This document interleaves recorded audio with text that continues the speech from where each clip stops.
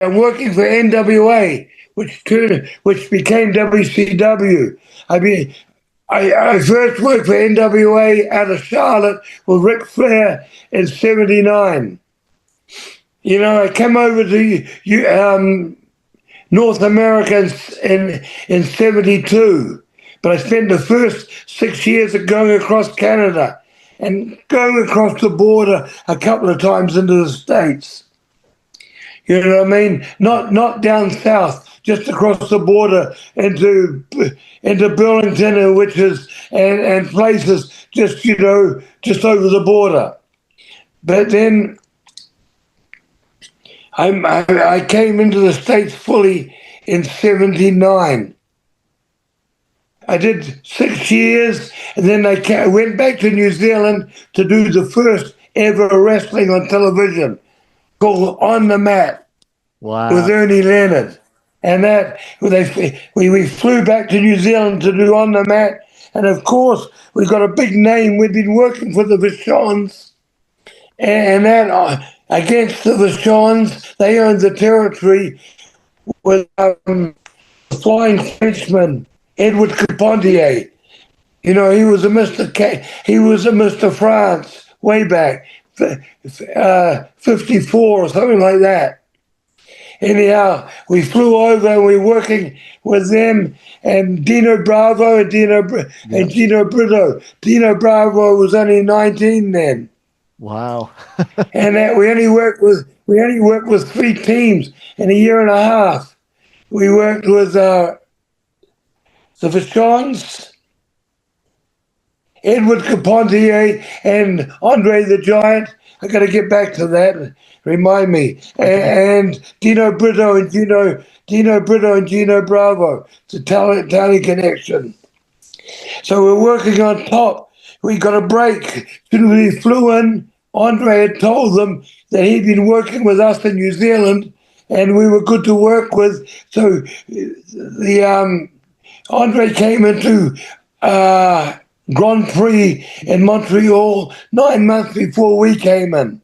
And he told the promoter, we'd been working with him and that, and so he was teamed up with one of the promoters, Andre and Edward Carpentier, and the other 2 guys that owned the territory were the Vachons, Mad Dog and Butcher Vachon, Morris and Paul. Anyhow, so 1968, Andre came to New Zealand. We got a lot of English wrestlers down in New Zealand. I can mention quite a few from the 60s and 70s. Yep. Anyhow, Butch and me worked with Andre around the New Zealand in handicap matches for 2 months, 2-on-1. In the main towns, we worked with the New Zealand promoter and Andre. It was Steve Rickard, who was the New Zealand promoter, and Andre. So we worked with them and on Andre. So when we came over to Canada, 9 months after Andre had come, we were working with Andre and Edward. Now, when Andre first came to Montreal in 71, they were running 1 town a night. We come 9 months later, they were running 3 towns a night.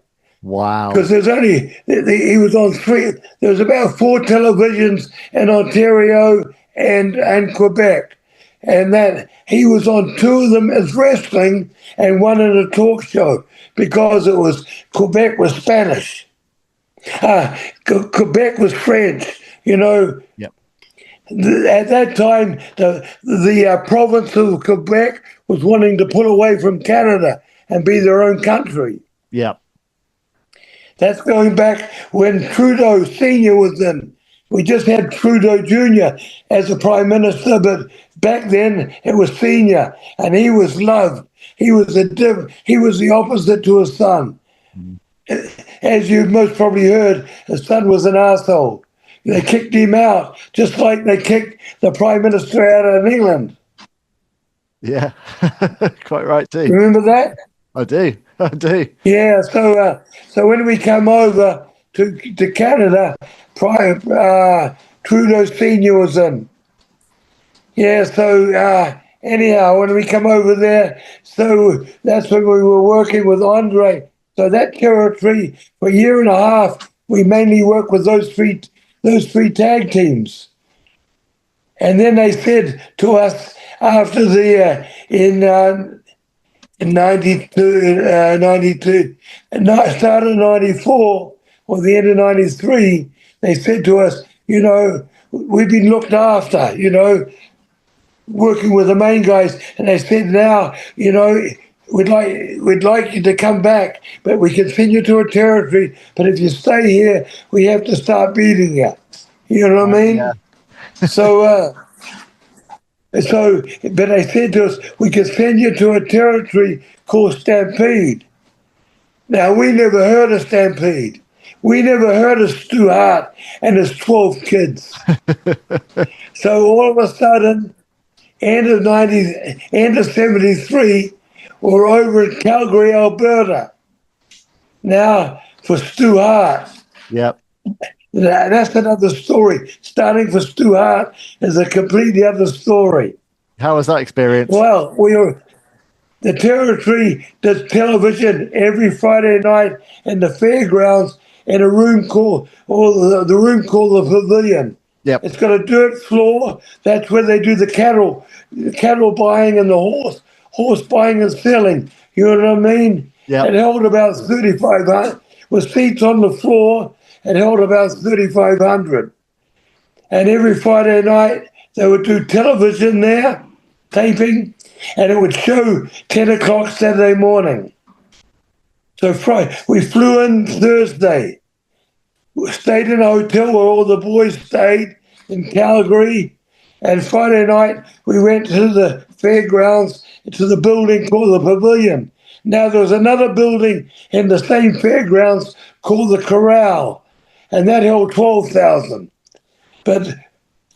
And we didn't know that Stu did this 3 times a year. He ran the Corral on a Friday, and he ran the Pavilion on a Friday, showed the TV on Saturday, and we come back on Sunday 3 times a year. Wow. And the weekend we arrived, we were doing that. Now, we didn't do that. Anyhow, we arrived at the building. Now, you've heard stories about Stu. Yep. Very slow in his speech, boinks, and Brett was all the sons could take his voice off, or the top 4 oldest sons, because they used to bullshit the bank manager with Stu's voice and say, I'm sending Dean or I'm sending Smith down to pick up a check, and it wasn't Stu, it was one of the boys pretending he was Stu. Oh, that's amazing. So anyhow, we arrived there. Friday night, we go to the building. Stu's not there. Archie Goldie's the booker, the Mongolian stomper. This was late 73. So we told we're the second to last match. We're working against the 10 tag champions, and we're getting DQ'd. We're putting like a dog collar chain, and bang, bang, double juice. Double juice, you know what that means, right? Yep. Double color. Yep. And getting disqualified. Come the end of the match, the babyface make a big comeback. We cut the one off with the chain, and the other guy's still coming back. Then we cut them off. Now they're both lying on the floor, and we're kicking the shit out of them. Next minute, one 11-year-old gets thrown in the ring. 30 seconds after that, or a minute, another kid between 11 and 13 gets thrown in the ring. Next minute, another kid gets thrown in the ring. And the guy outside the ring now is saying, put the boot to them, put the boot to them. Next minute, the 4th kid gets thrown in the ring. Now, these kids were walking around the ring selling programs. They were program sellers for Stampede Wrestling. So now the 2 last kids are bleeding. when they get thrown in the ring. And the guy says, stomp him on the head, stomp him. So we're stomping them. I'm going to tell you who's telling us to do this in a minute. I'm going to let you have a guess first. So we stomped them on the head and all of a sudden, the referees come out. This wasn't planned, of course, and everyone comes out of the dressing room and drives us back to the rest. When we get back to the chute, because there's a hallway and dressing room at the start of the chute, there's a stocky guy, 5'10", 5'11", 270-pound, wide at the hips, thick in the shoulders, but wider in the hips, down. What the fucking hell you think you're doing? Those are my kids. That was Stu Hart. This was our first meeting with him. Oh, man. And we were told to fucking kick the shit out of them. And and we went back to the dressing room. That was our first meeting with Stu. Well, Now, guess who threw the kids in? I don't know. Who would have thrown them in? I'm going to give you a clue. First clue: a big bleeder, and a major villain in North America, Canada. Huh? Abdullah the Butcher. You nailed the nail on the head. Okay. Abby the Butcher. And we know an Abby from fucking Montreal, because when we were working for Grand Prix, he was working for the Rougeos. I meant to tell you, when Grand Prix was with the Giant and that were running 3 towns a night, the Rougeos were running 1 town a night in the same area. So there was 4 towns in Quebec run every night. Wow. Unreal, huh? It's incredible. And it was selling out. So Abby was staying at the same hotel that we were staying out in Montreal when we first went there. So, so when we came to, he was the main event when we came to Stu Hart's territory. He would come in for a week and then leave. Abby was a Canadian from Windsor, Ontario. Okay. He came from the school where all those wrestlers came from, Windsor. Yeah. All the American wrestlers in the 60s and 70s, just like Wiggum in your country. Yep. Windsor was the factory. Windsor was a factory for the boys. I love that. So that was it, and Abby. So anyhow, the next night we worked in Edmonton, the capital of Alberta, but that television was bicycled there. It would be up a week late. The television would go there a week late, so they wouldn't see us till the following week. And then Sunday we came back to fucking Calgary, and we were in the Corral at that time. Now the Corral is the big arena in Calgary now that holds 20,000. I can't think of it now, the name of it. But WWE does pay-per-views there, and it's a big sports arena in the fairgrounds. Anyhow, we come back to the Corral on the Sunday, and when we walk out, all the people there have seen us kick the shit out of the kids. We had heat, but not drawing heat. People were screaming at us, but to put us on top to draw a house, we didn't have that heat yet. But we started off good with that, the heat.